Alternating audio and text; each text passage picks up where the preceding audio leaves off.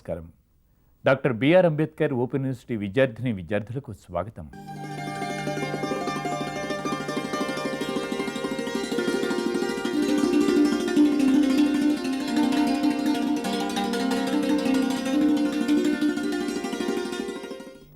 यह चर्चा कार्यक्रम हमारे प्रथम वर्ष के विद्यार्थियों के लिए उद्देशित है।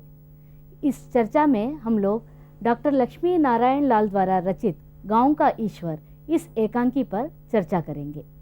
इस चर्चा कार्यक्रम में हम लोग गांव का ईश्वर, इसकी कथावस्तु क्या है, इसमें किस समस्या को लक्ष्मी नारायण लाल जी ने उद्देशित किया है और रतन का चरित्र चित्रण कैसे किया गया है और रतन को गांव का ईश्वर क्यों कहा गया है आदि विषयों पर हम लोग चर्चा करेंगे। इस चर्चा में भाग लेने के लिए हमारे स्टूडियो में इस समय प्रोफेसर यशवंत जाधव जी, हमारे हिंदी विभाग के प्रोफेसर है, उपस्थित है। तो आइए चर्चा प्रारंभ करें। तो प्रोफेसर जाधव जी, हम लोग ये गांव का ईश्वर इस चर्चा को शुरू करने से पहले थोड़ा सा एकांकी पर भी हम लोग नज़र डालेंगे। एकांकी छात्रों, एकांकी को हिंदी में वन एक्ट प्ले और अंग्रेजी में कहा जाता है और एकांकी अंग्रेजी साहित्य से ही प्रभावित है। और एकांकी को इसलिए एकांकी कहा जाता है, ये कोई एक तथ्य, एक घटना, एक समस्या को लेकर सीमित समय में इसको स्टेज पर प्रेषित किया जाता है। तो हिंदी एकांकी पर अंग्रेजी साहित्य का अत्यधिक प्रभाव है। तो हिंदी एकांकी के जैसे नाटक के 7 तत्व होते हैं, एकांकी के भी 7 ही तत्व होते हैं, जैसे कथावस्तु, चरित्र चित्रण, देशकाल, कथोपकथन, अभिनय, रंगमंची निर्देश, भाषा शैली आदि। तो प्रोफेसर जाधव जी, ये गांव का ईश्वर, इसके जो एकांकीकार है डॉक्टर लक्ष्मी नारायण मिश्र जी, तो इनको तो कहा जाता है कि बहुत ही अच्छे एकांकीकार है और सफल एकांकीकार है। तो इसके बारे में आप कुछ कहना चाहते हैं? आपने सही कहा, लक्ष्मी नारायण लाल एक सफल और प्रसिद्ध साहित्यकार है हिंदी जगत के, और इन्होंने कई नाटक और एकांकी की रचना की है और हिंदी साहित्य के इतिहास में इनका नाम उज्जवल है। इन्होंने कई एकांकी लिखी है, कई नाटक भी लिखे हैं। गांव का ईश्वर भी उसमें से एक है, प्रसिद्ध एकांकी है इसमें। हाँ, जो जिसको पढ़ने और पढ़ाने लायक है उस तरह की एकांकी है। और इस एकांकी के लिखने वाले कौन है, शायद उनका परिचय सबसे आवश्यक है। ये लक्ष्मी नारायण लाल का जन्म शायद 1925 के आसपास उत्तर प्रदेश के जलालपुर गांव में हुआ था, जो प्रयाग के आसपास है। और प्रयाग विश्वविद्यालय में ही इनकी शिक्षा दीक्षा हुई और वहीं पर शिक्षा पीएचडी के बाद ये डॉक्टर भी है, और डॉक्टरेट करने के बाद इन्होंने प्रयाग विश्वविद्यालय में ही अध्ययन का कार्य भी किया और तत्पश्चात इन्होंने स्वतंत्र कार्य लेखन भी किया है। इनकी कई एकांकी है, जैसे मनरेगा भौर, पर्वत के पीछे, मादा कैक्टस, कई है। उसमें गांव का ईश्वर सबसे प्रसिद्ध और जो विश्वविद्यालय के स्तर पर पढ़ाने योग्य एकांकी है और वही हमारे पाठ्यक्रम में रखी हुई है और उसी का अध्ययन हम विद्यार्थियों को करवाते हैं एक पाठ्यक्रम के रूप में। तो देखें ये गांव का ईश्वर है क्या जी। तो इसमें सर एक और बात मैं जोड़ना चाहती हूँ, जैसे लक्ष्मी नारायण लाल जी एकांकीकार है, तो ये अपने एकांकियों में कोई एक समस्या को लेकर उजारित करते हैं और उस समस्या के माध्यम से एक आदर्श चरित्र को भी स्थापित करना चाहते हैं। तो राम कुमार वर्मा जी आदि एकांकीकारों के बाद जैसे उन्होंने एक सफल क्षेत्र बनाया है इनके लिए, तो ये सामाजिक एकांकियों को ज़्यादा से ज़्यादा अच्छा लिखते हैं। लक्ष्मी नारायण लाल का यही उद्देश्य है। उद्देश्य क्या है? उनका ये कहना है कि अगर कोई खूबसूरती अगर रही हो तो उसका नकाब कैसे उतारा जाए। मतलब जो खूबसूरती के अंदर जो कुछ बेखूबसूरती है, मतलब असुंदरता है, या समाज में जो इस तरह की गली सली रूढ़ियाँ हैं, परंपरा है, रीति रिवाज है, उनके ऊपर वो अटैक करते हैं कि ये किस तरह के सामाजिक प्रचलन है और उससे समाज को क्या किस तरह प्रभावित कर रहे हैं। तो ये अपने कथावस्तु और चरित्र चित्रण के माध्यम से एक आदर्श, बहुत प्रभावशाली होते हैं इनके कथावस्तु और चरित्र चित्रण। बहुत छोटे से चरित्र के माध्यम से एक आदर्श स्थापित करते हैं और अपने पाठकों को एक संदेश देते हैं कि समाज में किस परिवर्तन की आवश्यकता है। बिल्कुल। और इसीलिए इनके अधिकतर जो एकांकी है वो सामाजिक एकांकी है, पौराणिक एकांकी है, ऐतिहासिक एकांकी है, राजनीतिक एकांकी है। इस तरह के कई समस्याओं पर इन्होंने लिखा है। जी। और वो ये कहना चाहते हैं कि जो खौफनाक नसूर नूर होता है क्या, नासूर नूर होता है। खौफनाक नासूर मतलब खौफनाक नासूर को सफाया करना, उसको साफ करना, मतलब जो रोग है, जो पीड़ा है, भयानक। जो गलतियां हैं समाज में, जो रूढ़ी इस तरह की बन गई है कि उसमें समाज जकड़ा हुआ है, जी। उन सारी बातों पर अटैक कर एक उद्देश्यपूर्ण रचना वो रचते हैं। और उससे एक विद्यार्थी या समाज को पाठक। इस तरह संदेश जाता है कि ये इस तरह की चीज़ें समाज में गलत है। जी। उसी परिप्रेक्ष्य में ये जो गांव का ईश्वर है, इसकी रचना हुई है। जी। ये एक छोटा सा दृश्य है। हाँ, जो दृश्य ये है कि एक शादी का हाँ। वातावरण है और उसमें बेटी को विवाह कराने के लिए, शादी कराने के लिए उसकी तैयारी कर रहे हैं, प्रबंध कर रहे हैं, व्यवस्था कर रहे हैं। और उस व्यवस्था ही चल रही है, न इसमें शादी है, न हम बारात देखते हैं, न या और कोई होते हैं, सिर्फ उसकी तैयारी चल रही है। केवल शादी की तैयारी को लेकर ही ये लिखी तो गई। तैयारी करने के पीछे भी जिस तरह की समस्याएं एक मध्यम वर्गीय परिवार को आ रही हैं, जो रूढ़िग्रस्त परिवार है, और उसके शादी को लेकर, वर और वधू के योग्य और योग्यता को लेकर, ये जो भी सामाजिक अवरोध उसमें आ रहा है, किस तरह के अवरोध आ रहा है, उसके ऊपर ये थोड़े समय में एक 15-20 मिनट के दृश्य के रूप में ये एकांकी प्रस्तुत की गई है। और इसमें फोकस है एक गांव में है एक परिवार। उस परिवार का जो मुखिया है वो मध्यम वर्गीय है और जो रूढ़िग्रस्त है, अहंकारी है, जिद्दी है, और जो वो चाहता है वही घर में हो, वही गांव में हो, उस तरह के जिद्दी है। और ये शिक्षा दीक्षा प्राप्त युवकों के विचारों से सहमत नहीं होते और अपनी मनमानी ढंग से ये करते हैं। मैं थोड़े में आपको ये पृष्ठभूमि बना दूं कि एकांकी की जो पृष्ठभूमि है वो क्या है। ये एकांकी, जैसे अभी हमने कहा कि ये शादी की तैयारी चल रही है। एक गांव है, गांव में एक छोटा सा एक मध्यम वर्गीय परिवार का घर है। उस घर के प्रांगण में, आंगन में तैयारी चल रही है। इधर कुछ लड़कियां, औरतें गाने के शादी के गीत गा रहे हैं, विवाह के गीत गा रही हैं।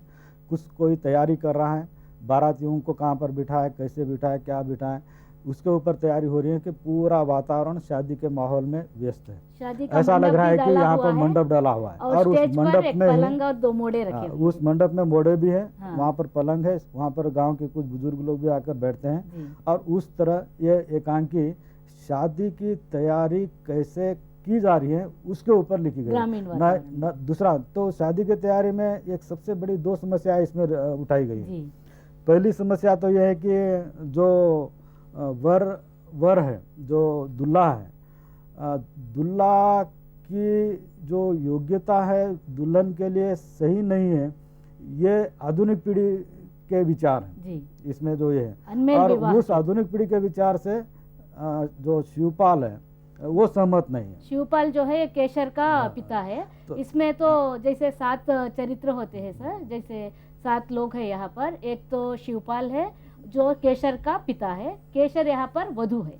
और शिवपाल के 2 बेटे हैं। पहला बेटा है रतन, जिसको गांव का ईश्वर भी कहा गया है इसमें, और रतन के माध्यम से ही इस एकांकी का शीर्षक दिया गया है। उसका एक छोटा भाई भी है, रामपाल। किसका भाई? शिवपाल का छोटा भाई रामपाल है। दूसरा बेटा जतन है। पूरे एकांकी में 7 पात्र ही हैं। 7 पात्र हैं। वो 7 पात्र में एक तो सिद्धू का जो गांव के जानकार या बुजुर्ग आदमी है, वो आकर देखभाल देखता है कि वहाँ पर शादी वादी किस तरह हो रही है, वो एक है। बाकी परिवार के लोग, परिवार के लोग में 2 बेटे हैं, एक बेटी है, एक पिता है, एक चाचा है, एक माँ है, मतलब शिवपाल की पत्नी माँ। उसका नाम भी इसमें नहीं दिया है, माँ का नाम क्या है। इनके बीच में ही कुछ ये होती है कि हर बात को लेकर, हर छोटी छोटी बात को लेकर शिवपाल चाहता है कि वो मेरी चले और किसी की ना चले। ये उनकी जिद है, अहंकार है। और उसका बेटा जो रत्नू है, थोड़ा हम अगर पात्र के ऊपर भी अगर आए, कि क्योंकि ये पूरी एकांकी रतन से ही केंद्रित है। ये शिवपाल और रतन के इर्द गिर्द ही ये एकांकी चलती है। हालांकि केशर की शादी है, मगर केशर के संवाद बिल्कुल भी नहीं है इस एकांकी में, केवल 2 ही संवाद उन्होंने कहा वो है। नहीं या हाँ हाँ, कहने में नहीं कर सकते भैया, हाँ भैया, कहाँ चले 2-3 गए। है। लेकिन शिवपाल के चरित्र को बहुत ही अच्छी तरह से इसमें उजागर किया गया है।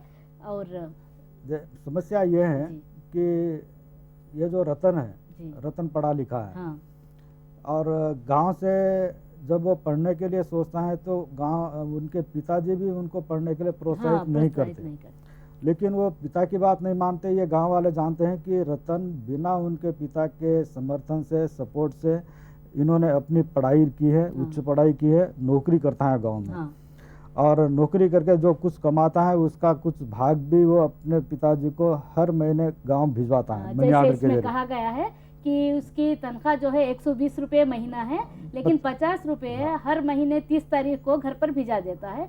फिर भी इसके पिताजी शिवपाल जो है इससे संतुष्ट नहीं है। तो 120 में से 50 रुपए हर महीना अपने पिताजी को भिजवाते हैं, जी, फिर भी उनके पिताजी उससे संतुष्ट नहीं नहीं है। है। इसलिए संतुष्ट नहीं है उनका जो एक तो शिवपाल जी ये नहीं चाहते थे कि रतन पढ़े लिखे, जी, ये खेती बाड़ी संभाले, वही और उनके लिए अपने अच्छा था। कब्जे में रहे वो, अपने जैसे कब्जे में जतन है रहे, उसके हाँ। कब्जे में, वैसे बड़े बेटे को भी वो रखना जैसा चाहते थे। जैसा मैं कहूँ वैसा वो चले, हाँ। ये उनकी इच्छा थी। जी। लेकिन रतन उसकी बात को नहीं माना। नहीं माना। वो खुद पढ़ाई किया, पाठशाला की 12वीं पढ़ाई कक्षा किया, तक पढ़ाई की। इंटरमीडिएट तक पढ़ा, जी, और नौकरी भी कर रहा है। जी, मतलब उनकी इच्छा के खिलाफ पढ़ाई करना, शहर में जाकर नौकरी करना, इसके ऊपर भी वो 50 रुपए पर प्रति महीना भिजवा रहे हैं, तो भी उनको इसलिए संतुष्टि नहीं है कि इसने मेरी बात नहीं मानी। 2 कारणों से रतन ने शिवपाल जी की बात नहीं मानी। एक तो शिवपाल रतन की शादी करवाना चाहते थे, तो उसके खिलाफ थे, और दूसरा कारण ये है कि केशर की शादी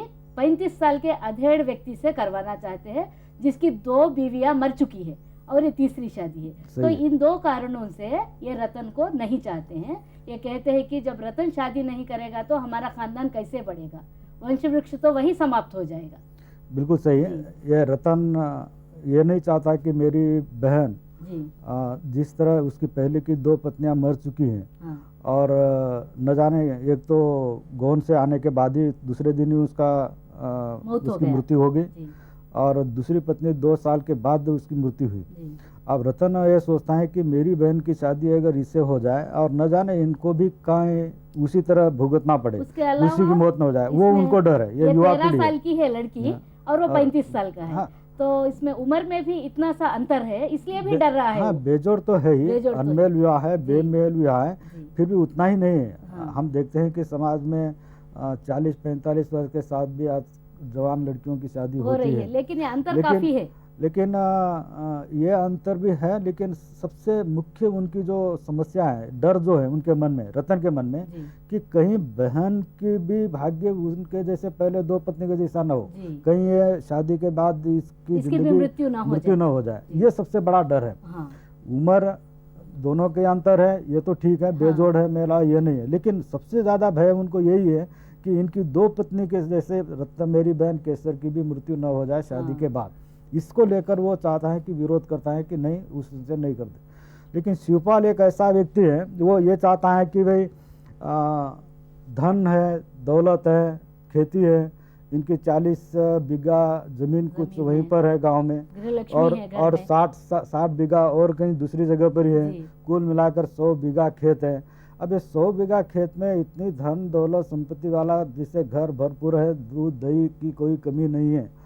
अब ऐसे माहौल में बेटी अगर मैं दे दूं तो खा पी कर मौज करेगी, रानी रहेगी, ये इनके विचार है। केवल एक घर को ही देख रहे हैं, व्यक्ति को नहीं देख रहे हैं। पुराने, क्योंकि ये पुराने विचार के जी, हैं। पुरानी पीढ़ी ये के लोग पुराने हैं, विचार। और इसलिए भी केवल घर का मतलब उनका केवल जायदाद, जायदाद है, पैसा, धन लक्ष्मी, दौलत बस। है, संपत्ति है, जी। और उसी में बेटी खुश रहेगी, ये चाहते वही हैं। चाहे। और जब ये बात सिद्धू काका के पास आती है, सिद्धू काका भी सिद्धू कहते हैं, काका भी तो सिद्धू आस्तिक क्या है। वो भी समर्थन करते हैं। हाँ। देखिए यहाँ पर जो मेंटालिटी है, हाँ, जो मानसिकता यहाँ पर बनी हुई है, मानसिकता ये है कि सिद्धू जैसे समझदार व्यक्ति भी शिवपाल का इस शादी के लिए समर्थन करता है, वो कहते क्योंकि हैं वो कि कहता है कि बस धन दौलत है ना, बस सब कुछ है। उसके अलावा एक और बात कहते हैं कि ईश्वर की इच्छा है, ईश्वर चाहे तो ईश्वर जहाँ चाहता है वही शादी होती है। तो ये आस्तिक भी है और ईश्वर के ऊपर छोड़ देते हैं अपनी मजबूरियाँ। लक्ष्मी नारायण लाल का यही तो है, जी। वो ये विशेषता कहना चाह यही रहे है हैं। उनकी। मेरे ख्याल से यहाँ पर जो गांव का ईश्वर, जी, इसके बारे में हम जो प्रश्न पूछते रहते हैं विद्यार्थियों को अक्सर परीक्षाओं में कि गांव का ईश्वर रतन को क्यों कहा गया। इसमें लक्ष्मी नारायण लाल के दो उद्देश्य मुझे दिखते हैं। एक तो ये तो बात नहीं है कि भाई रतन इतना कुछ किया है गांव वालों के लिए कि जिसके कारण वो ईश्वर बन गया है, ये बात तो नहीं है। वो जो कुछ कर रहा है अपनी बहन के लिए कर रहा है, अपने परिवार के लिए कर रहा है, अपने लिए कर रहा है। गांव वालों के लिए तो कोई उनके इस तरह कल्याणकारी कोई योजना या कल्याणकारी कोई कार्य किया है, ये बात भी नहीं, वो भी नहीं है। और इतना है कि गांव से वो पहला व्यक्ति है जो इतना पढ़ा लिखा है और शहर में जाकर कार्य कर रहा है। और सिद्धू काका उसके लिए उसको कहते हैं कि भाई ये हमारे गांव की शान है, जो इतना पढ़ा लिखा है, बस उतना ही। लेकिन वो गांव का ईश्वर शायद वहाँ पर इसलिए कहा गया है रतन को, तो इसमें जो गांव का ईश्वर कहा गया, टाइटल जो दिया गया है इस एकांकी को, वो इस तरह का है कि ये जो शिवपाल है और शिवपाल की जो सोच है, जो मानसिकता है, जो इनके विचार है पुराने पीढ़ी के, ये सब गांव की देन है। गांव के वातावरण, गांव में जो सोच है, जो समझ है, जो रीति है, रिवाज है, चाल चलन है, वही सब कुछ इनके मस्तिष्क में भरा पड़ा हुआ है शिवपाल के। तो शिवपाल जो बेटी की शादी जिद से उस अधेड़ व्यक्ति से करवाना चाह रहा है, वो जिद है। दूसरी तरफ इधर बेटे की अहंकारी भी है, इसलिए बेटे की पढ़ाई लिखाई को भी वो विरोध कर रहा है। लेकिन इसमें एक और बात है कि जब तो ये तो रतन का विरोध करता है, लेकिन रतन के पैसों से ही जी रहा है। जब तक 50 रुपए नहीं मिलते देखते रहता है और पैसों के इंतजाम के लिए रतन पर ही आधारित है। जैसे जब ये एकांकी शुरू होती है तो इधर उधर टहलता रहता है, ये बहुत परेशान है क्योंकि शादी का प्रबंध नहीं हुआ। प्रबंध का मतलब ये है तैयारियों में साड़ियाँ नहीं आई, कपड़े नहीं आए और पैसे भी नहीं है उनके पास। तो इसलिए शायद वो इसमें देखिए दो मुखी है ये शिवपाल। ऊपर से तो लगता है कि बहुत मैं वो हूँ, ये हूँ, मैं सब कुछ कर सकता हूँ, लेकिन पूरा उसका आशय जो है, उसकी आशा भी है उस पर है, किस पर? रतन पर। हाँ, रतन ही पैसे भिजवा रहा है। रतन से उनको आय हो रही है। रतन कई इवन आप देखते हैं कि उसमें केसर के लिए जो कुछ सामान वहाँ से लाना है, प्रबंध करके लाना है, वो खुद प्रबंध करता है। लेकिन मैं ये कह रहा था कि ये जो गांव का ईश्वर टाइटल इस एकांकी का रखा हुआ है, ये गांव का ईश्वर कौन है? हमारे सामने प्रश्न है कि गांव का ईश्वर क्या रतन है? शिवपाल तो होते नहीं, वो ईश्वर कैसे नहीं हो सकते? उनके तो पुरानी पीढ़ी के और इतने घटिया विचार हैं उनके हर किसी को लेकर। इवन पढ़ाई को लेकर भी उनके इतने विचार निकम्मे हैं कि भाई पढ़ाई लिखाई क्या जरूरत है, हमें खेत बाड़ी है करना चाहिए, आगे क्यों, ये सारी बातें। तो वो शिवपाल गांव के ईश्वर नहीं होते, ही नहीं सकते। रतन क्या, हमारे सामने प्रश्न है कि क्या रतन गांव के ईश्वर हो सकते हैं? मेरे विचार से यहाँ पर जो एकांकीकार है, इनके दो उद्देश्य है वहाँ पर गांव का ईश्वर कहने के पीछे, इसका टाइटल देने के पीछे। एक तो हम ये जो ऊपरी तौर पर यह समझ रहे हैं कि रतन ही गांव का ईश्वर है, इसलिए कहा गया क्योंकि उसके अच्छे गुण है, पढ़ा लिखा है, प्रगतिशील विचार है, विनम्रता है, अपने बलबूते पर पढ़ा लिखा है, शहर में जाकर नौकरी कर रहा है। ये सब बातों को देखकर शायद उनको लग रहा है कि गांव का ईश्वर है। लेकिन यहाँ पर जो एकांकीकार का मकसद है, इस एकांकी का टाइटल गांव का ईश्वर देने के पीछे क्या उद्देश्य? वो ये हो सकता है कि एक जगह पर डायलॉग आता है यहाँ पर कि भाग्य में जो लिखा हुआ है वही होता है। मतलब केसर के किस्मत में जो लिखा है शादी ब्याह के वही होकर है, जो पति उनको मिला है वही पति मिलना है, वो भाग्य की बात है। मतलब वो ईश्वर के नाम पर कौन सा ईश्वर है? वो शहर का ईश्वर नहीं है, वो विश्व का ईश्वर नहीं, वो गांव का ईश्वर है। अच्छा। और गांव के ईश्वर में विश्वास करके वो ये कहते हैं कि ये तो शादी ब्याह भाग्य की बात है, किस्मत की बात है, ईश्वर ने जो जोड़ा ऊपर से लगा कर रखा है वही शादी यहाँ पर हो रही है। शायद हमको भी भगवान ने यही बुलवा रहा है कि भाई इनसे ही इनकी शादी करो। अब वहाँ पर ये नहीं देखा जा रहा कि ये व्यक्ति अधेड़ उम्र का है, ये इनकी दो पत्नियां इनकी पहले मर चुकी हैं, ये इनके योग्य नहीं है, सिर्फ धन दौलत को देकर उनकी शादी किया जाए। तो वहां पर आकर प्रश्न ये उठता है कि ये जो गांव का ईश्वर है, किस तरह कि हर किसी के मन में इस तरह की धारणा, इस तरह की आस्था, इस तरह की सोच, इस तरह के धार्मिक विश्वास बिठा रखा है कि जो कुछ होता है ईश्वर की मर्जी से होता है। और इसमें यहाँ पर उम्र का कोई लिहाजा नहीं है, या इस तरह कोई उनके बेमोल विवाह का कोई कदर नहीं है वहाँ पर। एक लड़की उस लड़के के साथ शादी करने के योग्य है या नहीं है, उसके लिए वो ये सोच सब विचार बातों की कुछ सोच नहीं नहीं है। सिर्फ इसलिए क्योंकि वहाँ का जो ईश्वर है, गांव के ईश्वर ने इस तरह की आस्था जी, वहाँ के लोगों के मन में इस तरह बिठा रखी है जी, कि वो जो कुछ हो रहा है वो सिर्फ ईश्वर की मर्जी से हो रहा है, और इसलिए वहाँ पर गांव का ईश्वर जी। उसको लेकर संबोधन करके भी इस इसके- एकांकी का तो टाइटल रखा हुआ प्रोफेसर है। जाधव जी, आपके अनुसार तो गांव का ईश्वर ये शीर्षक देने के पीछे डॉक्टर लक्ष्मी नारायण लाल जी के दो उद्देश्य रहे हैं। एक तो ये लोग जो भी करते हैं गांव के ईश्वर पर छोड़ देते हैं, बिल्कुल, उसी के भाग्य पर छोड़ देते हैं। और दूसरा उद्देश्य है कि जैसा हम लोग समझते हैं कि रतन को गांव का ईश्वर कहा गया है, तो ये दो उद्देश्यों के अनुसार भी इसका शीर्षक दिया गया होगा। और उसके बाद हम लोग केशर और एक तो उनकी माँ, केशर की माँ, इसमें दो जो चरित्र है महिला के चरित्र, तो इसमें महिलाओं के चरित्र के बारे में भी इन्होंने प्रकाश डाला है। लक्ष्मी नारायण लाल जी कहते हैं कि ग्रामीण वातावरण में अभी भी महिलाएं विवशता की वजह से और रीति रिवाज और वहाँ के अंधविश्वासों में जकड़े हुए हैं, हाँ। और बेबस और लाचार है। उसी में देखें, इसमें जी। जो कुछ डायलॉग्स है, जो कथोपकथन, मतलब एकांकी का हाँ। जो प्रमुख विशेषताएं होती हैं वो कथोपकथन होता जी, है, और डायलॉग के जरिए, जी। कथोपकथन के जरिए एकांकी आगे बढ़ती है। जी, इसमें कथा वस्तु कोई प्रधान चीज नहीं होती, नहीं, कथोपकथन होता है। कथोपकथन के जरिए जो चरित्र है हाँ। उसका चित्रण होता है। यहाँ पर देखें कि ये जो शिवपाल है, इनकी जो धारणा है, मैं ये कह रहा था कि वहाँ के जो वातावरण में जो वहाँ का पूरा वातावरण गांव का जो ईश्वर के नाम पर जो बना हुआ है, हाँ, उनकी सोच जो बनी हुई है जी, कि वो किस तरह की है, वो डायलॉग से हमें पता चलता हाँ, है। एक डायलॉग है कल के छोकरे, हाँ, वो कहते हैं कि ये गांव की भाषा है, कल हाँ, के हाँ, छोकरे। जी, आज नहीं कहते हैं, आज के छोकरे तो आईटी में और बीटी में न जाने कहाँ कहाँ प्रगति करके चांद पर चढ़ रहे हैं और जी। बहुत सारी प्रगति कर रहे हैं। हाँ, यहाँ का बुजुर्ग कभी ये नहीं कहेगा कल के छोकरे बोलकर। आज आज आज जो नई पीढ़ी प्रगति कर रही है वो पुरानी पीढ़ी से कई ज़्यादा कर रही है, लेकिन हम ये नहीं कहते कि भैया कल के छोकरे बोल। आपने कभी सुना होगा टीवी प्रोग्राम में, छोटी उम्र में बड़ी नौकरी, आजकल जो MBA या इस तरह के जो कुछ लोग ये करके कर, तो एकांकी है, ये बहुत पहले लिखी गई है, 50 वर्ष हाँ, तो यहाँ से पर कम। तो ईश्वर वो कल के छोकरे कहना, हाँ। ये गांव की भाषा है, हाँ। गांव की आस्था है। मतलब उम्र से व्यक्ति बड़ा होता है, बाकी दूसरी चीजों से आदमी बड़ा नहीं होता, नहीं ये उनकी धारणा है। हाँ। इसीलिए वो कहते हैं कि कल के छोकरे। छोकरे, और एक बात वो जो कहते हैं कि भाई इनकी जो सोच है, हाँ, शायद वो सोच हमें पढ़े लिखे लोगों की नहीं हो सकती, हम्म। कि जिस दंगे से पैदा हुआ है हाँ। उसी का विरोध करता है। तो ये इसमें लिखा शिवपाल, गया है, हाँ। जो लड़का बाप की राय में न रहा, जिस जंगे से पैदा हुआ उसी की वह खिलाफत करने लगा, उसका क्या भरोसा। तो ये कोई लोकतंत्र में पढ़े लिखे व्यक्ति की सोच नहीं है, नहीं। ये गांव की सोच है। जी, कि अगर बाप के विचार से बेटे के विचार अगर न मिलते हो और उनकी कोई नई सोच है तो उसको प्रोत्साहित करना तो चाहिए। इसको ये इनको बर्दाश्त नहीं होते। पितृसत्तात्मक परिवार भी कहा तो जा सकता है, हाँ, जिसमें तो- उनका बहुत ही तो ये गांव का जी। ईश्वर है जो इस तरह बना रखा है कि उनकी सोच को, समझ को, पढ़ने लिखे हुए विचारों को भी कोई मान्यता नहीं देते। जी।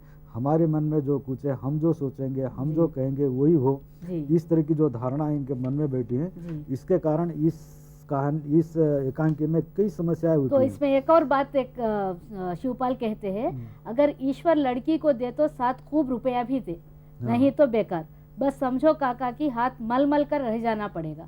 तो इसकी दृष्टि पूरी पैसों पर ही रहती है, तो इसलिए भी वो उससे विवाह करने के लिए तैयार है, जो अधेड़ उम्र का आदमी है, देखिए यहाँ पर लाचार है। हाँ, ये कथोपकथन में जो जी। शिवपाल का ये है जी। कि बेटी के बारे में उनकी जो व्यवस्था है, हाँ, यहाँ पर देखिए सोच तो देखिए, हाँ, शिवपाल इसके पहले भी एक लड़की की शादी करवा चुके हैं, हाँ, उसमें पूरा पैसा और खत्म कर उसमें दिया उन्होंने, पूरा पत्नी पैसे, के गहने, जितना सब धन कुछ। दौलत उनके पास थी वो सब कुछ उसमें खर्च कर डाला। पत्नी के गहने इवन भी, पत्नी के गहने भी अपनी बेटी को दे रखा। और एक नथनी बची हुई हाँ। है, तो उसको कह तो- रहा कि उसको भी बेच के पैसे दे दीजिए। तो ये उस ढंग से अगर देखा जाए जी, कि अपने पास कुछ न रखते हुए हाँ, बेटी की भलाई के लिए, कल्याण के लिए, उनके अच्छे के लिए अपने पास जितनी भी धन दौलत है वो दे दे, हाँ, ये तो अच्छे भाव ही है। जी, वहाँ पर उनका ये कहना है कि भाई बेटी अगर हमको दे ईश्वर, हाँ अब वो ईश्वरी बेटी देने की बात कहते बस हैं कि ईश्वर को ही वो कहते बेटी हैं। वो अपने आप ने जन्म दे रहे हैं वहाँ जी पर, वो भगवान उनको बेटी जन्म दे रहा है। हाँ तो वो ईश्वर को वहाँ पर ये प्रार्थना कर रहे हैं कि अगर बेटी मुझे दे या किसी को भी दे बेटी, तो उसके साथ धन दौलत दे, जी नहीं तो उनकी शादी ब्याह में हाथ मलमल कर रहना, मतलब क्या ये नहीं है वो नहीं है, क्या करूं, बेटी को मैं ये देता ये करता वो करता, उनकी जो इच्छा है जी। शादी में देने करने की। तो सिद्धू इसके उत्तर में कहते हैं यहाँ पर, लड़कियां तो अपनी अपनी किस्मत लेकर आती हैं, जय ही वर कन्या पाँव न पूजा, अधम अकारण जन्म न जूझा। इसीलिए जी अगर कन्या के पांव शादी में नहीं पूजे जाए और तो दामाद के उसको पैर नहीं वो धोए जलम जाए। का, वो जलम को भी अधम जलम कहा जाता है, जी। मतलब निरर्थक जलम। हाँ। वो जलम कोई नहीं, मतलब कन्या के पांव पूजने से ही मनुष्य की जो पुरुषार्थ है, जो सार्थकता है जीवन की, वो सार्थकता होती है। जी सर। ये तो अच्छे विचार जी है। इसमें जिसमें एक नहीं। और बात की संकेत है, कन्यादान करना। कन्यादान मतलब वर के पैर धोकर कन्या को हम दान में देते हैं। तो जब तक वो नहीं करेंगे तो हमारा जन्म जो है जन्म नहीं रहेगा, अधम रहेगा, अधम रह मतलब जाएगा। जन्म का कोई महत्व नहीं रहेगा। हाँ। बिल्कुल बे मतलब का जीवन होगा, वो जी। कह रहे हैं। तो यहाँ पर भाव तो अच्छे ही है कन्यादान हाँ, को लेकर। जी कन्यादान करना एक पुण्य का कार्य है। जी उसमें जितना पैसा हम खर्च करेंगे, हाँ। जितने अच्छी ढंग से शादी वादी करेंगे, ये पुण्य का कार्य है, ये इसको व्यक्ति करना चाहिए। गांव सिद्धू, की ये सोच हाँ है। सिद्धू शिवपाल के बात से सहमत नहीं है, क्योंकि शिवपाल जब कहता है लड़कियां नहीं होना चाहिए, तो ये उसके समर्थन में कहते हैं लड़कियां तो अपनी किस्मत लेकर पैदा होती हैं, और इसलिए भी कि एक कन्यादान करना बहुत ही पुण्य कार्य है। इसीलिए तो मैंने पहले ही कहा जी कि ये जो कुछ सोच है हाँ कि बेटी पैदा होना, ये भी ईश्वर का ही देन है, देन उसकी है। कृपा है। और ये जो कुछ हो रहा है, हम जो कुछ कह रहे हैं, ये सब ईश्वर का, ये गांव का ईश्वर इसी इसीलिए के तो लिए इसका कहा नाम गया रखा हुआ है जी। यहाँ पर कि ये बेटी पैदा होना भी किस्मत की बात करें, वो ईश्वर की देन समझ रहे हैं। हाँ। ठीक है, ईश्वर की देन समझे या अपनी देन है, लेकिन उसके पांव पूजना, उसका कन्यादान करना, ये तो अच्छी बात है। हाँ तो शिवपाल का यहाँ पर जो पैसे खूब खर्च करने की इच्छा, जी परंतु उनके पास पैसे नहीं नहीं है, है। उसके लिए वो अपने बेटे की ओर ताकते रहता है कि कहीं वो शहर से पैसे न लाए, और पैसे लाए तो कुछ प्रबंध हो और उसमें बेटी की शादी शान से करे। और एक बात है, देखिए गांव में, खास करके गांव में और शहर में कहीं भी हो, जहाँ भी शादी ब्याह होता है, तो शादी ब्याह में एक प्रकार से आन बान शान मानी जाती है कि किस तरह की शादी उस परिवार में हो रही है, अच्छी घर में शादी हो रही है, होनी अच्छी चाहिए। शादी। जी जितना अच्छा प्रबंध हो, व्यवस्था हो, धूमधाम से शादी हो, ये उस परिवार के लिए एक शान मानी जाती है। ये भी एक गांव है, और गांव में शिवपाल की बेटी की शादी हो रही है। और शिवपाल को ये चिंता है कि अगर पैसे वैसे लेन देन के बारे में कुछ कम अगर पड़ जाए, ये रत्नू शहर से कुछ पैसे लेकर ना आए, ये जितने भी कपड़े वपड़े हैं वो लेकर नहीं आए, तो बारात वालों को मैं क्या मुंह बताऊंगा, क्या दिखाऊंगा। इस तरह की जो बेइज्जती होने की जो संभावना उसको है, उसके लिए वो परेशान है। हाँ। और इस सारी परेशानी को लेकर ही, उसी परेशानी को लेकर ये एकांकी चलती है और एकांकी आगे बढ़ती है। तो छात्रों, अभी तक हमने गांव का ईश्वर जो लक्ष्मी नारायण लाल जी द्वारा रचित है, इसके बारे में हमने चर्चा की है। इस गांव के ईश्वर के माध्यम से आप लोगों ने अभी तक गांव के रूढ़िवादी परिवार के बीच किस प्रकार की समस्याएं होती हैं, पैसों को लेकर, शादी को लेकर, और उनका विरोध युवा वर्ग के प्रति कैसे होता है, इसको हमने समझा है। नमस्कार। ఈనాటి మన ఉన్నత విద్యా కార్యక్రమాలపై మీ సందేహాలు, సూచనలు, సలహాలు తెలియజేయవలసిన మా చిరునామా director audio visual production and research centre, doctor B R Ambedkar open university, professor G Ramareddy Marg, road number 46, Jubilee Hills, Hyderabad 500033.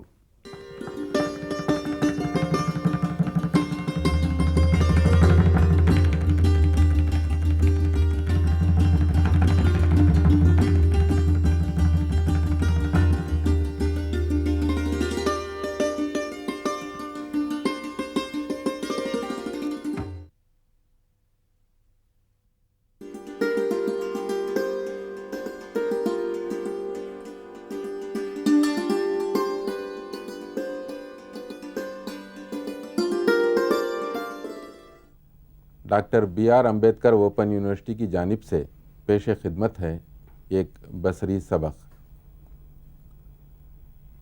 बास तख्लीक।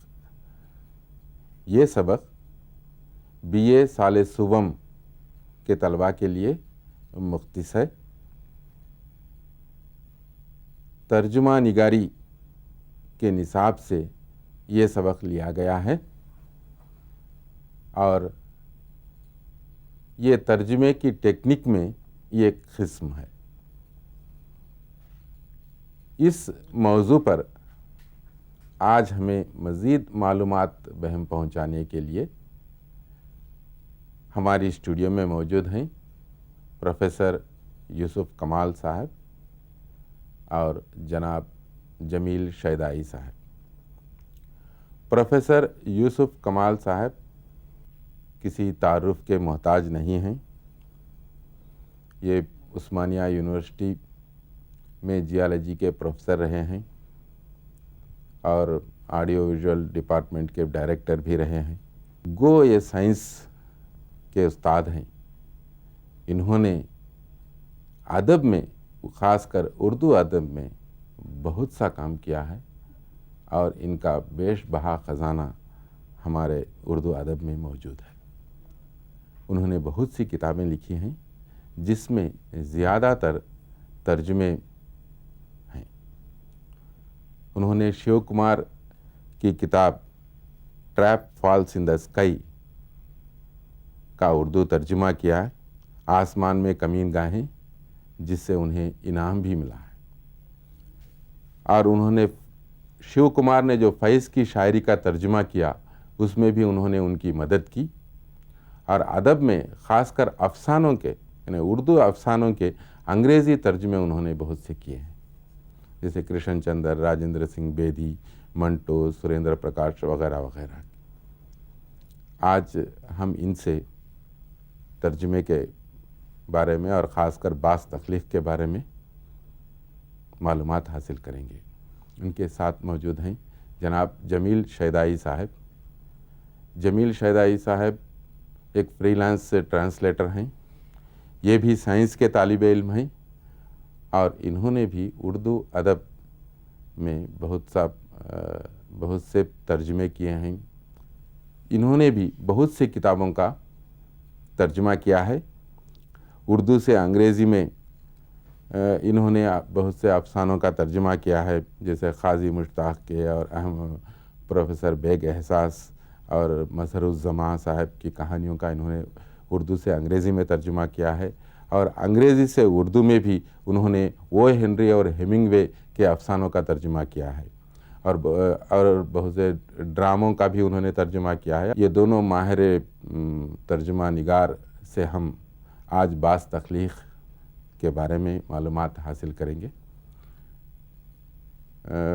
मैं प्रोफेसर यूसुफ कमाल साहब से गुजारिश करता हूं कि वो पहले हमें ये बताएं कि बास तख्लीक़ किसे कहते हैं।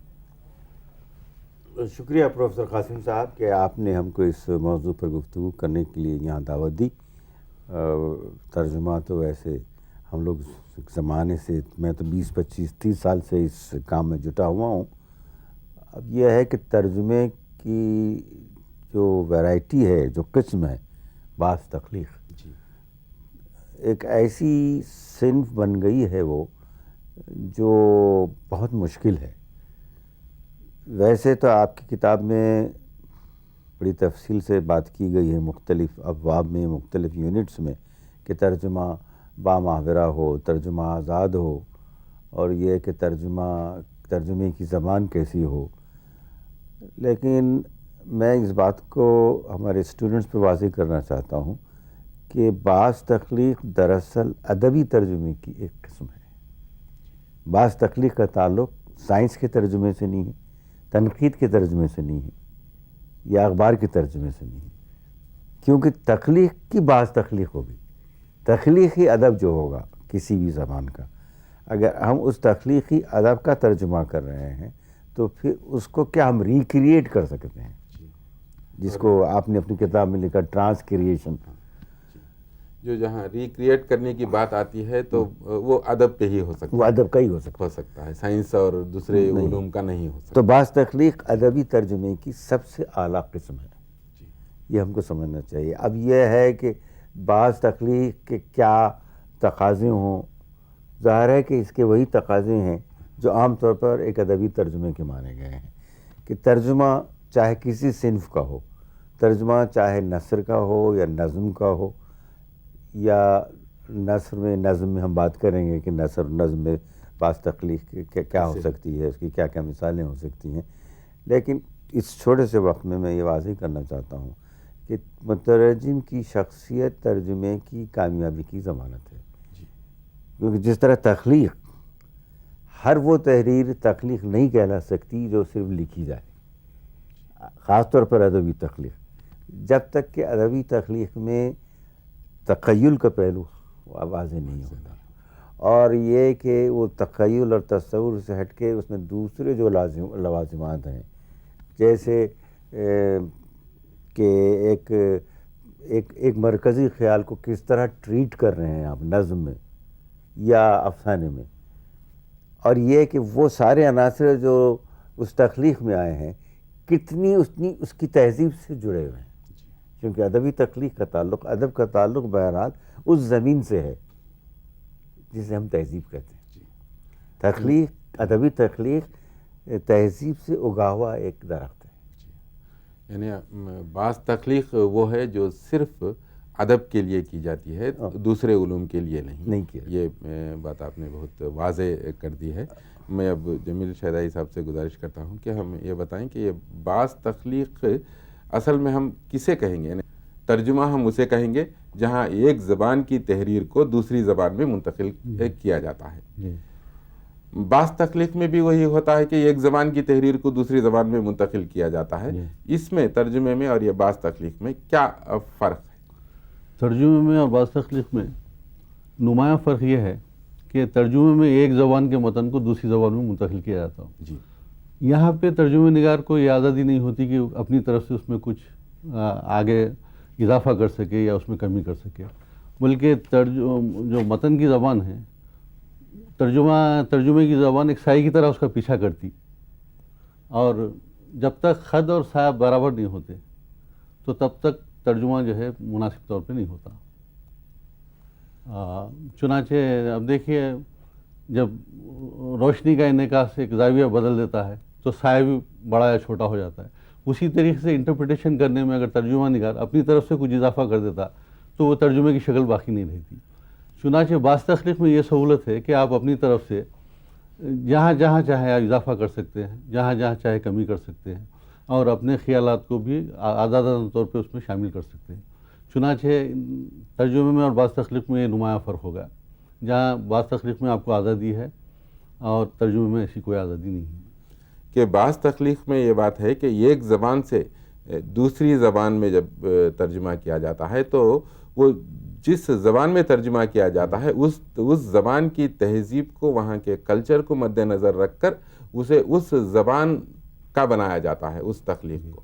मैं क़ासिम साहब से इत्तेफ़ाक़ करते हुए अर्ज़ करूँगा कि अगरचे कि बाज़ तख्लीक में ट्रांसलेटर को वो आज़ादी है जिसकी तरफ हमारे दोस्त जमील शहदाई साहब ने इशारा किया, लेकिन इतनी भी आज़ादी नहीं दी जा सकती कि तर्जुमा अनफेथफुल हो जाए। वही कि मेरा तो फिर वो एक तवाज़ात तहरीर हो जाएगी, वो एक तवाज़ात तख्लीक हो जाएगी, एक दूसरी ही तख्लीक हो जाएगी। या ये कि बाद ऐसी भी सूरतें हुई हैं कि आपने एक तहरीर ली, एक ड्रामा लिया और उसको अडॉप्ट किया, उसमें कुछ तहज़ीबी तब्दीलियाँ कर दी, किरदारों के नाम बदल दिए, लेकिन प्लॉट को वही बाकी रखा, नहीं समझा, और वो जो माहौल बिल्कुल मगरबी माहौल था उसको बिल्कुल हिंदुस्तानी माहौल में ढाल दिया, एक नई नावल लिख दी। तो उसको एडॉप्टेशन कहेंगे, जिसे तवाक़ुफ़ लिखा गया है आपके सबक में। तवाक़ुफ़ एक अलग चीज़ है। तवाक़ुफ़ वो तो एक सिन्फ से दूसरी सिन्फ में बदलना है, अडॉप्ट करना है। हाँ, नहीं, वो तो एक सिन्फ से दूसरी सिन्फ है। लेकिन उससे हट के मैं अर्ज़ कर रहा हूँ कि खुद ट्रांसक्रिएशन में भी ये कर सकते हैं आप कि माहौल को बदल सकते हैं या किरदार को बदल सकते किरदारों के हैं, नाम बदल नाम सकते हैं, थीम वही रह सकता है। थीम वही रहती तो है। लेकिन जो आप बात आपने कही कि ये एक ट्रांस कल्चरल सफर है। जी सही, ये सही। तख्लीक जब तक के एक तहजीब से दूसरी तहजीब के सफ़र में जिस ज़बान में तर्जुमा किया जा रहा है उसकी तहजीब को अडॉप्ट न करे, वो ट्रांसक्रिएशन नहीं कहला सकती। बात तख्लीक का एक अहम पॉइंट ये भी है कि आप जो तर्जुमा कर रहे हैं किसी तहरीर का, बात तख्लीक में उसको लेके आ रहे हैं, तो असली तकाज़े अदब के जो है उनको मलहूज़ रखना है। जी हाँ, वो तो। और अब फिर जो तमद्दुनी कल्चर से मुताबिक हालात हैं उनको भी आप पेश नज़र रख के करना है। तो बात तख्लीक में आज़ादी तो है और मौजू से इंसाफ भी ज़रूरी है। इनहराफ नहीं कर सकते। जैसा उससे तो इन्हिराफ नहीं है, डॉक्टर साहब कहीं भी ने नहीं फरमाया कि इन्हिराफ नहीं किया जा सकता और उससे एक इंसाफ करना ज़रूरी है। हाँ, एक जज्बा एक कल्चर में एक तरह से पेश किया जाता है, वही जज्बा दूसरे कल्चर में और एक तरह से पेश किया जाता है, बस उसको बताना। अब एक बहुत मशहूर मिसाल है उर्दू अदब में तर्जुमे की। जी। वो नज़्म तबाई की नज़्म है जी, गोरे गरीबा। गोरे गरीबा तो ज़ाहिर है कि इलीची की जो नज़्म है, क्या नाम है, ग्रे की नज़्म है इलीची, गलत बोला, तो उस नज़्म का तर्जुमा है। अगर आप अंग्रेज़ी में वो नज़्म पढ़ें तो वो नज़्म अंग्रेज़ी में इंग्लिस्तान की तारीख़ के तलमिहात और मगरिबी तहज़ीब की रिवायतों को पेश करती है। लेकिन नज़्म तबाई ने जब उसका तर्जुमा किया तो बिल्कुल उसकी ट्रांसफॉर्मेशन कर दिया उसको।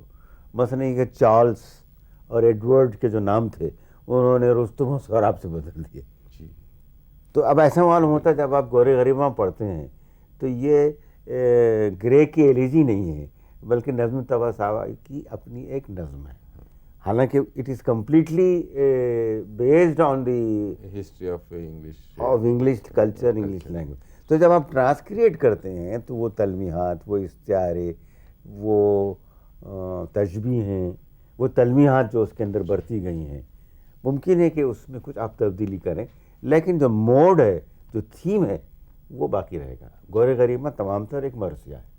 वो मरसिया का मोड पहले स्टांजा से लेकर आखिरी स्टांजा तक जो ग्रे की एलिजी में है वही गोरे गरीबा के पहले बंद से लेकर आखिरी बंद तक। तो हमें इसके तारीफ अब पूरे तर्जुमा, बास तख्लीक और तवाफ़ुक़, ये तीनों का फ़र्क हमको मालूम हो गया। हम तर्जुमा उसे कहेंगे जो एक ज़बान से दूसरी ज़बान में पूरे अपने मतलब वो माने के साथ एक चीज़ को, एक तहरीर को मुंतकिल करती है। बास तख्लीक वो है जिसमें तहज़ीब की तर्जुमानी भी होती है, यानी जिस ज़बान में वो तर्जुमा किया जा रहा है उस ज़बान की तहज़ीब उसमें नज़र आती है, और वो सारी अदबी लवाज़िमात के साथ। और तवाफ़ुक़ वो है जहाँ है ना एक सिन्फ को दूसरी सिन्फ में तब्दील किया जाता है। मसलन एक नावल है, अगर उसे ड्रामा बनाया जाए तो वो तवाफ़ुक़ कहलाएगा। अब हमने इन तर्जुमा, बास तख्लीक और तवाफ़ुक़ की तारीफ़ हमने मालूम की। अब हम ये देखेंगे कि ये बास तख्लीक कहाँ इस्तेमाल होती है और इसे कैसे इस्तेमाल किया जाता है। जैसा कि पहले ही प्रोफेसर यूसुफ कमाल साहब ने कहा कि बास तख्लीक सिर्फ़ और सिर्फ अफ़सानवी अदब में इस्तेमाल किया जाता है और शायरी में। मैंने अदबी तख्लीक़ात की इस्तिलाह है। अदबी तख्लीक़ात का जब तर्जुमा करेंगे तो उस तर्जुमे की कामयाब तरीन जो सूरत है वो बास तख्लीक है। अगर आप तो अब हम यही देखेंगे कि नस्र में जब बास तख्लीक हम करते हैं तो वहाँ किस तरह के उसूल को मद्देनज़र रखना चाहिए, अगर कुछ हैं, या कौन कौन सी चीज़ों को हमको ज़्यादा किन चीज़ों पे ज़्यादा ज़ोर देना चाहिए, इसके बारे में अगर आप जमील शदाई साहब आप अगर इजाज़त दें तो पहले मैं बास तख्लीक के बारे में बताऊं कि अफसानों के अलावा मजहबी जो तराजिम हुए हैं, मज़हब की कई कहानियाँ जैसे शकुंतला है, रामायण है, महाभारत है, इन तमाम इपिक्स की बास तख्लीक हुई और हर रियासत में अलग अलग तरीके से हुई। तमिलनाडु में अलग हुई, केरला में अलग हुई, मध्य प्रदेश में, हिंदी बेल्ट जहाँ जहाँ है वहाँ पे अलग हुई। तो बेहतर जो है मजहबी तराजिम भी बास तख्लीक में आते हैं। बहुत अच्छी और इसके अलावा जो तारीख़ी वाक़यात हैं उस पर जो नावल लिखे गए हैं वो बाज़ तख्लीक़ की बेहतरीन मिसालें हैं, जैसे सैलिबी जंग है। ये इस पे उर्दू अदब में काफ़ी खासा लिटरेचर मिलता है जो बाज़ तख्लीक़ की बेहतरीन आप नमूने के तौर पर उसको पेश किया जा सकता और है। इसको भी हम अफसाने अदब में ही लेंगे। जी आप इसको अफसाने, फिक्शन में ले सकते हैं। तारीखी अफसाने। तो मजहबी जहाँ पे हम छोड़ दे रहे थे कि जी हाँ, अफसाने की वो शक्ल भी में जा रही थी। अफसानवी अदब में ही आएंगे। अफसाने अदब में हमारे जाएंगे। जमील साहब, आपने बहुत कामयाब मिसालें दी कि रामायण और महाभारत वगैरह के मुख्तलिफ हिंदुस्तानी ज़बानों में तर्जुमे बहुत कामयाब हुए, और वो बड़ी अच्छी मिसालें हैं बाज़ तख्लीक़ की, इवन टीवी पे भी जो आए थे। लेकिन मैं एक सवाल जमील साहब से करना चाहता हूँ, क्योंकि जमील साहब ड्रामे में काफ़ी काम किए हैं। क्या वजह है कि मगरिबी ड्रामे, ख़ासतौर पर शेक्सपियर के ड्रामों के तर्जुमे उर्दू में कोई कामयाब नहीं हो सके? उसकी असल वजह यह है साहब, जब स्टेज उरूज पे था अच्छा, तो असर हाजिर के तकाज़ों को पेश नज़र रखकर उसके तर्जुमे किए गए। जी, तो कोई मेयारी ड्रामा, जो स्टेज पे ड्रामे देखने वाले होते थे, कोई अदबी लोग तो होते नहीं थे, बहुत अच्छी बात। आम आदमी होते थे। बिल्कुल सही कहा। तो चुनाचे उनके ज़ौक़ का लिहाज करके उस लिहाज से उसके ड्रामों को बाज़ तख्लीक़ किया गया। एक और बात मेरे जहन में, क्योंकि मैंने बहुत से तराजिम किए लेकिन ड्रामे का तर्जुमा करने में मैं नाकाम रहा हमेशा, क्योंकि मैं ये महसूस करता हूँ कि ड्रामा एक फंक्शनल किस्म की सिंफ है, लेकिन ड्रामा लिखा जाता है स्टेज करने के लिए। ड्रामा कोई पढ़ने की चीज़ नहीं है, जैसे अफसाना पढ़ने की चीज़ है या नावल पढ़ने की चीज़ है, लेकिन ड्रामा लिखते हैं स्टेज करने के लिए।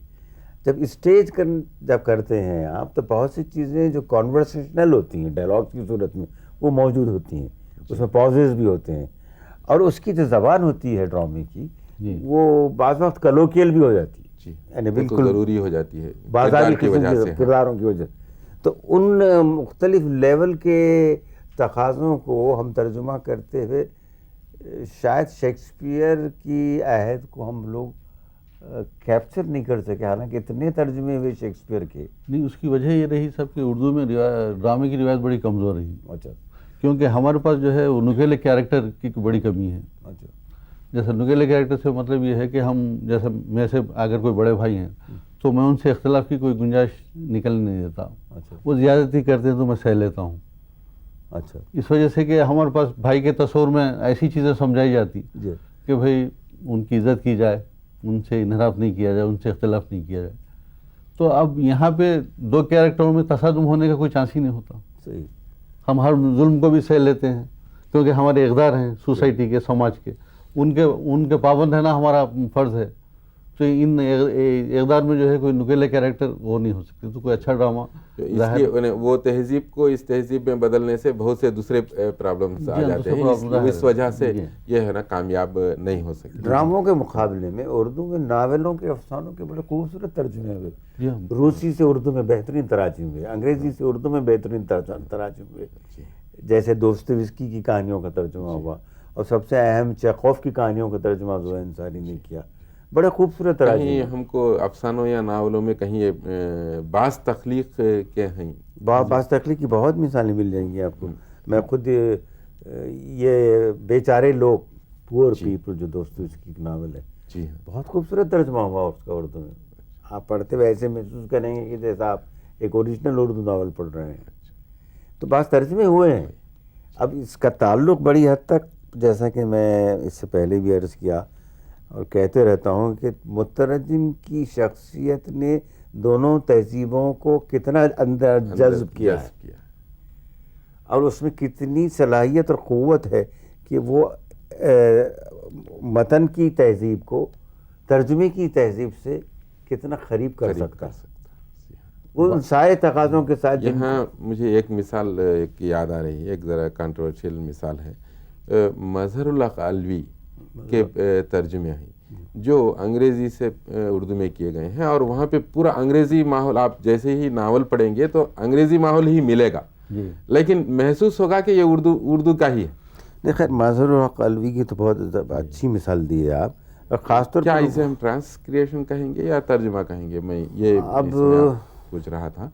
वहाँ तहजीब नहीं बदलती, नाम नहीं बदलते, पूरा माहौल वही रहता है, लेकिन ज़बान जो है, देखिए ज़बान ऐसी होती है कि महसूस ही नहीं होता कि ये ट्रांसलेशन है। कुछ तर्जुमों में ये बात होती है साहब कि वहाँ का इसे माहौल हम बता सिर्फ ट्रांसलेशन ही कहेंगे, मेरे ख्याल से ट्रांसलेशन भी कहेंगे, बेहतरीन फर्स्ट ट्रांसलेशन कहेंगे। बात ट्रांसक्रिएशन में ये होगा हाँ, कि तहजीब को बदलना जरूरी है, नहीं, तहजीब माहौल का बदलना जरूरी है। तहजीब बहुत जो है हाँ, ओरिजिनल का ट्रांसलेशन का, वो तहजीब बहुत कम हो जाना, कम हो जाना। जिसकी बेहतरीन मिसाल मैं आपको दिया गोरे गरीबा।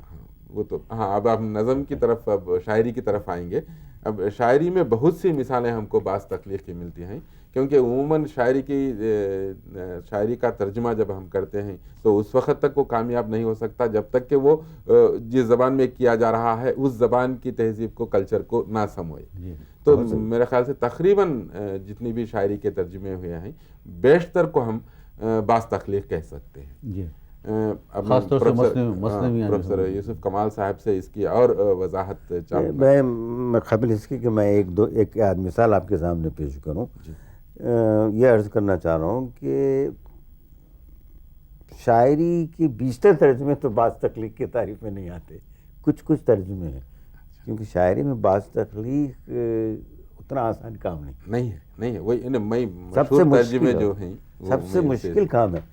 मसलन ये कि गालिब के बहुत से तराजिम किए लोग, डेविड मैथ्यूज ने उर्दू शायरी का तर्जुमा किया, क्लासिकल शायरी से लेकर आज की शायरी तक, लेकिन वो उन तर्जुमों में वो तहजीबी अनासिर ही नहीं है। ऐसा मालूम होता है कि सिर्फ लफ्ज़ की जगह लफ्ज़ बिठा दिया गया है। तर्जुमा, अब शायरी के तर्जुमा बड़ा मुश्किल काम है। जी हाँ, वो तो और तो मानते हैं। को पहली, जैसा मैं अर्ज़ किया कि शायरी की रूह जो है वो हर शायर का अपना अपना, जिसे आप लोग डिक्शन कहते हैं, कि उसमें इस्तिआरा होता है, उसमें लफ्ज़ियात होती हैं, इस्तिआरा होता है, तलमी होती है, तजबी होती है, और सब एक से एक जुड़े हुए होते और उसकी अलामतें होती हैं, पूरे अलामतें नहीं होती। अब उसका तर्जुमा कैसा करेंगे? और पूरे लिंक्ड होते हैं, पूरे लिंक्ड होते हैं। अब जैसे वो होता है, जैसे उर्दू शायरी में बहुत आम तौर पर लफ्ज़ काफिर इस्तेमाल करते हैं माशूक के लिए। अब हम काफिर का तर्जुमा क्या करेंगे? अब फसाद हो जाएगा काफिर का तर्जुमा अगर आप काफिर कर दिए तो। जी और एक बात आपका थोड़ा सा सब, अब एक काफ़ी सरमाया हमारे पास बास तख्लीक का उर्दू शायरी में भी मिलता है। जैसे आप मसनवियाँ हैं, तो सारी मसनवियाँ ये फ़ारसी से मुस्ता ली गई, प्लाट वहीं का रहा और ख्यालत वहीं के रहे, मगर यहाँ की तर्जुमा उठा लिया गया। तो ऐसा नहीं है कि शायरी में हमारे पास बास तख्लीक की मिसालें नहीं हैं, बहुत सारी मिसालें हैं। जैसे मसनवी आप ले लीजिए। मैं अर्ज़ करूँगा आपको, नज़्म के तराजिम बास तख्लीक की तारीफ में आ जाते हैं फिर भी, जैसे क्योंकि नज़्म की जो सिन्फ है वो हमारे पास मौजूदा फॉर्म में बड़ी हद तक मगरिब से इन्फ्लुएंस खाई हुई है। अब इसमें बहुत अच्छी मिसालें हैं। खुद इकबाल ने कई नज़्मों का तर्जुमा किया है, ये अडॉप्टेशंस हैं इकबाल के पास, और भी बहुत से शायरों ने किया है। तो शायरी में बाज़ तराजिम बहुत कामयाब हैं, लेकिन बाज़ ऐसी असनाफ हैं जैसे गज़ल का तर्जुमा अंग्रेज़ी में करना बहुत मुश्किल है, क्योंकि गज़ल एक ऐसी सिन्फ है जिसका अंग्रेज़ी में कोई वजूद नहीं है, किसी दूसरी ज़बान में बहुत मुश्किल है। अब जैसे फैज़ के कुमार साहब ने तराजिम किए और बहुत से लोगों ने फैज़ के तराजिम किए, नज़मों का तर्जुमे तो बहुत कामयाब हो गए। हाँ, क्योंकि फैज़ की जो नज़म है वो तकरीबन अंग्रेज़ी नज़म के फॉर्म में ही रहती है, या उस पर अंग्रेज़ी नज़म का के माहौल का साया रहता है। यह है कि वो उर्दू में इज़हार होता है उसका, तो उसका तर्जुमा आसानी से हो जाता। लेकिन गज़ल का कैसे करेंगे तर्जुमा? गज़ल का तो बहुत ही मुश्किल है। समझिए, जब आप गज़ल का तर्जुमा करने बैठेंगे तो बहरहाल मेरा ख्याल है नज़्म हो जाएगी, नज़्म हो जाएगी, छोटी नज़में हो जाएगी, वैसे ही किए हैं बहुत से लोगों ने। जैसा इस लेसन में आपने गोरे गरीबा की एक मिसाल दी, अब देखिए आप पढ़िए। पहला इसका बंद है, the curfew tolls the knell of parting day, the lowing herd wind slowly over the lea, the ploughman homewards plods his weary way and leaves the world to darkness and मी।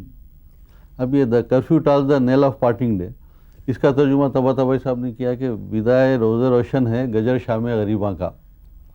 इसमें बिल्कुल ट्रांस कल्चरल एक्सपीरियंस है। जी हाँ, वहाँ के माहौल में, चूँकि curfew क़ुरून वस्ता में कर्फ्यू का जो लफ्ज़ है हम जिन मानों में लेते हैं, यहाँ वो मानों में नहीं है। ज़रा उसकी वजाहत कर रहे हैं आप। तो क़ुरून वस्ता में होता ये था, सब शाम होते ही घंटा बजा के ये ऐलान कर दिया जाता था कि आप अपने घरों को अंदर से बंद कर लें, चिराग बुझा दिया और बाहर नहीं निकले। हमारे पास कर्फ्यू का ऐलान पुलिस करती है। जी हाँ, कर्फ्यू का ऐलान जब इंतशार पैदा हो जाता है, गड़बड़ होती है, तो ये कर्फ्यू करीब करीब उसके भी वही माने होते हैं कि आप घर से बाहर मत निकलिए और घरों में ही रहिए। यहाँ मजबूरी, वहाँ पे हालात दूसरे थे। लेकिन तर्जुमे में तबातबाई साहब ने उसको बिल्कुल मशरक़ी तजुर्बा बना दिया। एक बार पढ़। अब मैं एक और मिसाल दूंगा आपको कुमार साहब के तर्जुमे की। फैज़ की मशहूर नज़्म तन्हाई, जी, बहुत अच्छा तर्जुमा किया उन्होंने। उसकी सिर्फ तीन चार मिसरे आपके सामने पहले उर्दू में पढ़ूंगा, फिर उसका इंग्लिश रेंडरेशन आपके सामने पेश करूंगा। यहाँ देखिए बिल्कुल तर्जुमा ओरिजिनल जैसा मालूम होता है, खुद अंग्रेज़ी में भी। आखिरी 3 लाइनें हैं कि गुल करो शम्मे बढ़ा दो मयो मीना व अयाग। गुल करो शम्मे बढ़ा दो मयो मीना व अयाग, अपने बेख्वाब किवाड़ों को मुक़फ़ल कर लो, अब यहाँ कोई नहीं आएगा। अब ये एक बिल्कुल इंडियन एक्सपीरियंस है रात का। इसको कुमार साहब ने वाकई अंग्रेज़ी पैरान अता किया है। इजाज़त तो वो तर्जुमा पढ़ दूँ।